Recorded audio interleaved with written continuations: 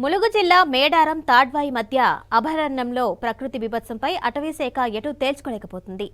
నీలమట్టమైన చెట్ల లెక్కలు తేల్చే పనిలో పడింది. అటవీశాఖ చరిత్రలోనే ఎప్పుడూ కనీవినేరుగని బీభత్సం అభయారణ్యాన్ని తుడిచిపెట్టుకుపోయేలా చేసింది.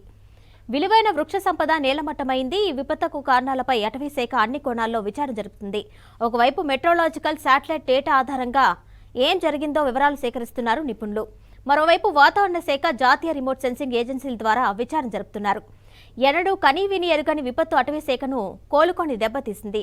కొండా కోణంలో పచ్చడి చెట్ల మధ్య స్వేచ్ఛగా విహరించే వన్యప్రాణులు ప్రాణభయంతో బీతిల్లేలా చేసింది. సునామీలా విరుచుకుపడిన రాకాసి గాలి కారడుని మొత్తం తుడిచిపెట్టుకుపోయేలా చేసింది. ప్రమాదం తర్వాత అటవీశాఖ అసలేం జరిగింది అనే వివరాలు తేల్చే పనిలో వివిధ కోణాల్లో విచారణ చేపట్టింది. విపత్తు జరిగిన ప్రాంతాన్ని పీసీసీఎఫ్ రాకేష్ డోబ్రియల్, అటవీశాఖ ఉన్నతాధికారులు టెక్నికల్ టీం పరిశీలించారు.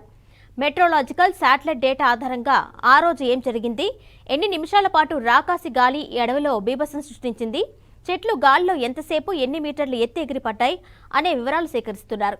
మరోవైపు నేలమట్టమైన భారీ వృక్షాలు, ఓ మోస్తారు చెట్లు లెక్కలు తేల్చేందుకు ప్రత్యేక బృందాలను రంగంలోకి దింపారు. ఒక్కో టీంలో 30 మంది సిబ్బంది చొప్పున 10 బృందాలతో అటవీశాఖ విచారణ చేస్తుంది. చెట్ల లెక్కలు, కొలతలు సేకరిస్తున్నారు.